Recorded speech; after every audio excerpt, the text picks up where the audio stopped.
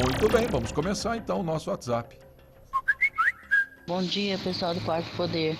Eu quero fazer um agradecimento, pelo pessoal da prefeitura. Eu liguei na prefeitura, que aqui em frente à minha casa, na Rua Natal Mação, tem uma tonelada de folha. E quando o pessoal da prefeitura não... Eles falaram que vem catar, mas não vem, nunca vem. Aí eu liguei na prefeitura ontem, E aí ontem mesmo eles vieram aqui. Então eu faço um agradecimento por todos os funcionários da prefeitura que atenderam minhas solicitações. E muito obrigado pela colaboração deles. E desde já eu agradeço. Tenha uma boa tarde. Tchau, tchau. Quem está falando é a Neuza, aqui do Recanto dos Pássaros. Obrigado, Neuza, pela sua participação. A gente precisa entender, E aqui nós temos, evidentemente, consciência disso, de que a extensão do perímetro urbano de Birigui é um negócio que impressiona, E, ao mesmo tempo, a gente sabe da escassez de material humano que o departamento tem, dificuldade estrutural. Então, muitas vezes, a pessoa faz a reclamação, a gente envia, em pedidos, o pessoal nos acompanha lá também, mas é difícil, às vezes, atender imediatamente. Mas, na medida do possível, a gente sabe que eles estão trabalhando e tentando atender, É, muita demanda, Inclusive, por exemplo, hoje o pessoal está fazendo manutenção lá na Eta do Baixote, então aí tem uma limpeza aqui, tem uma limpeza ali. E como você falou, se a gente pegar a cidade dos últimos 20 anos, quantos bairros surgiram, Muito. Quantas pessoas vieram para cá, uma população que era de 80, 90 mil habitantes há 30 anos atrás, hoje é quase 140, 130, porque eles falam 130, mas eu acho que é um pouco mais por conta dos cálculos do IBGE, é uma estimativa, então com certeza a cidade não para de crescer e os problemas também. É verdade. Você falou aí de manutenção na estação de tratamento de água, nós falamos sobre esse assunto no Jornal da Manhã de hoje, e o Wilson Souza coloca aqui pra gente, através do WhatsApp, a senhora, bom dia a todos da rádio ouvintes. Parece brincadeira, pois com a falta d'água, todo dia vejo pessoas, e ele faz referência ao Perdizes, ao Jandai e bairros adjacentes, lavando as calçadas e o meio da rua. E algumas vezes ele diz assim, pensei em dizer às pessoas da economia de água, mas já ouvi vários dizendo que não sou eu quem pago a conta de água deles. É triste essa falta de cidadania. É claro que cada um paga pela água, mas eu cheguei a dizer, acho que ontem ou anteontem, que nós caminhamos por uma situação que se não se estabilizar o problema da água, daqui a pouco você vai ter o dinheiro, mas não vai ter a água. Tem isso. Podemos chegar nesse ponto, de ter o dinheiro para pagar a água, mas não termos a disponibilidade de água pela falta do produto. Por quê? Porque enquanto alguns estão economizando, alguns estão segurando as pontas, alguns estão sofrendo com a falta d'água, outros, infelizmente, não estão muito preocupados com o assunto. A gente sabe que a água é um bem público, é um bem comum de todo mundo. Então o fato de você pagar é simplesmente para que a prefeitura possa fazer a captação, distribuição e manutenção disso. Agora a água, se todo mundo pensar dessa forma, vão gastar, depois eu pago, não vai ter água para todo mundo. E essa questão do racionamento não é só desse verão não, Valmir. A gente percebe que no Brasil a gente está pagando preço de desperdício e de má gestão da água de muitos e muitos anos.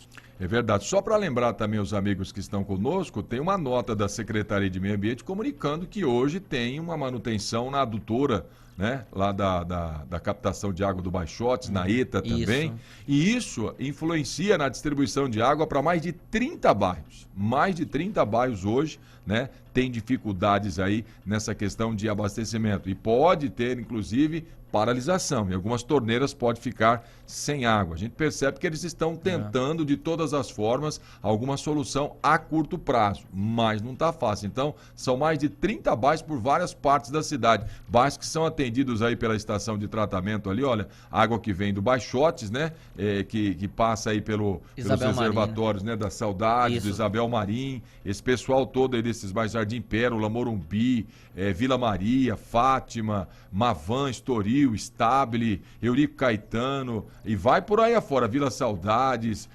Jardim Tropical, Chafariz, Santo Antônio, então são vários bairros da cidade. Se você pegar a população desses bairros aqui, de 30 a 50 mil pessoas com certeza. Então, precisa tomar cuidado, a situação não tá para brincadeira não. Vamos para o próximo áudio.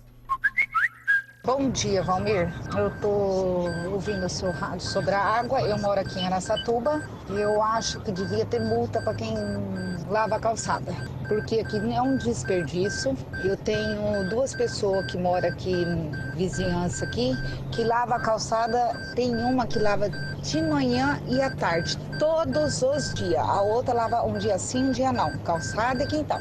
Então eu acho que devia ter uma lei para ter multa. É a Rosana aqui de Araçatuba que está falando. E mais uma coisa, essas pessoas que ficam gastando água, lava de manhã e à tarde, fica atrás de lavar quintal, essas coisas, por que não faz que nem eu? Toda a água que eu lavo roupa, eu jogo, lavo a minha área do fundo, lavo a frente. Muito difícil eu ligar para lavar minha frente, porque minha frente é muito grande. Quando eu lavo com máquina. E eu reduzi, eu lavando com máquina, mais de 50% da minha água. E eu peguei, meus quintal, que eu tenho cachorro, tudo, eu só lavo com água da máquina. Porque eu economizo, guardo nos tambor e na hora que eu preciso, eu jogo e vou lavando a roupa escaladamente. Agora, quem gasta muita água, fica atrás muito de frente essas coisas, o fogão é uma porquinha, é uma lambança. A cozinha você pode ter certeza que é uma porquice. Que coisa, hein? Tá vendo? Quando a pessoa tem, né, organização e disciplina aliado à consciência, fica mais fácil, né? Fica bem mais fácil quando existe essa disciplina, quando tem essa consciência, né? Quando a pessoa é organizada. E o que ela disse, Araçatuba, Birigui, não muda, né? Só muda a distância de 10 quilômetros de uma cidade da outra. E todo mundo, eu acredito hoje, Valmir, pelo menos um tanquinho ele tem. Ou um tanquinho, ou tem uma máquina de lavar. Então, dá um pouquinho mais de trabalho, mas é irrisório comparado ao benefício. Tanto financeiro, porque como ela falou, dá uma boa economia no final do mês, como também ajuda na questão da água. É a questão que a gente falou aqui anteontem, não me lembro o dia que nós falamos, é uma questão de reeducação, né? Sim. Reeducar é muito mais complicado do que educar. Por isso que o processo de educação nas escolas precisa ser repensado. As crianças precisam ser ensinadas, né, sobre essas questões do nosso dia a dia. Então, para você ensinar uma geração, leva aí 10, 20, 30 anos para você formar uma geração de pessoas conscientes. Até o próprio ensino precisa ser repensado por essas questões ambientais, por essas questões climáticas, questões de cidadania, né? Respeito ao próximo. São questões importantíssimas. Você não é do tempo que você é menino novo, mas eu e o Carlos Alberto Teixeira, a gente tinha uma matéria chamada OSPB. Não tem mais Organização Social e Política do Brasil. Era muito bacana, você aprendia um pouquinho sobre a conjuntura, estrutura política, sobre normas, organizações, organismos. Tiraram o SPB, não tem mais. Se tiver alguma pessoa de idade aí nos acompanhando, lembrando da USPB, pode até mandar mensagem aqui pra gente. Mas era bacana porque você estudava, né, como as coisas funcionavam. Era uma matéria muito interessante e super atualizada, mas não tem mais no currículo. Não tem mais, ou seja, não tem mais a educação. Então a educação, ela precisa ser repensada. Por quê? Porque as pessoas não estão nem aí. E o depoimento que essa senhora deu de Araçatuba é um exemplo clássico, né? De que as pessoas, como nós falamos desse outro rapaz que falou pra gente aqui de Birigui, o Wilson Souza, né? Que eu li a mensagem dele aqui, é um exemplo clássico sobre essa situação. E chega mais coisa aqui, o pessoal falando mais sobre, né, a questão de água. Olha, o Marcelo diz assim, Marcelo Gregolin, gostaria de aproveitar sobre o assunto água e o desperdício por parte de muitos munícipes. Seria possível, ele diz aqui, intimar o prefeito a criar um departamento de fiscalização? Pois só mexendo no bolso é que vão tomar ciência do problema que estamos passando, é a opinião do Marcelo. A fiscalização pode acontecer, mas eu não sei se constitucionalmente você pode multar uma pessoa que está pagando pela água. É uma questão de consciência. Multar não, mas o que é feito, por exemplo, em alguns municípios da Grande São Paulo, é a questão do valor maior para aquela pessoa que gasta mais do que deveria. Então, porque fiscalizar é muito complicado. Nós vamos ter aqui em Birigui umas 50 mil casas, mais ou menos. Mais? Né? Um pouco mais do que isso. Então, como que você vai fazer isso? Então, por exemplo, numa casa de meio terreno com 4 moradores que gasta X, se uma outra casa gasta 2X, paga mais. Isso vai fazer com que a pessoa ela pense 2 vezes, como é, por exemplo, a luz. Você pega, por exemplo, no ambiente das casas, as pessoas saem do cômodo e já desligam, porque sabe que é caro. Agora a água, aí não é questão de política ou não, mas em Birigui, como nas cidades aqui do interior, não é tão caro comparando, por exemplo, nas capitais. Então a pessoa acaba desperdiçando. É verdade. Tem mais áudio aí? Vamos lá. Valmir, eu queria fazer uma reclamação. A prefeitura colocou o parquinho para as crianças nas praças E aqui no meu bairro, no Eurico Caetano, a gente gostou muito porque é uma atração para as crianças.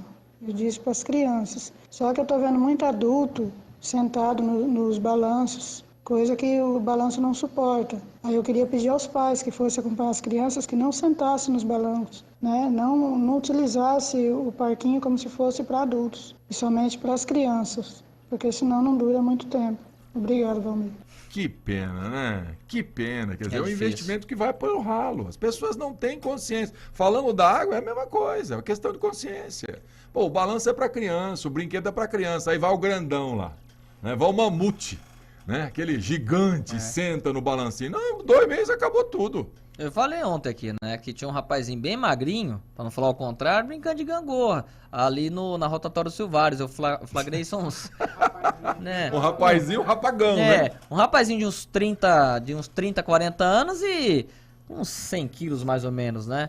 E, Não dá, né? assim, isso acontece em todos os lugares. Quer dizer, você tem um aparelho, tem que ter manutenção? Claro que tem que ter. Agora, se ficar lá, essas crianças que eu tô citando aqui, brincando todo dia, porque tem muito isso, Valmir, por exemplo, você leva a criança lá, aí a mãe ou o pai fica lá sentado ou esperando no brinquedo. Não, né, gente? O brinquedo é para criança. O peso é compatível para uma criança de 10, 15 quilos, não de 100, 80 quilos. Só pra gente fechar aqui, olha, a Lúcia lá do Santo Antônio fez aulas de OSPB, né? É verdade, ela diz assim, era muito bom, aliás, poderiam colocar essa disciplina. O Marcelo Gregolin diz que o OSPB foi substituído por Educação Moral e Cívica, que ele teve o privilégio de participar. Mas o Eduardo Duarte diz que Educação Moral e Cívica também acabou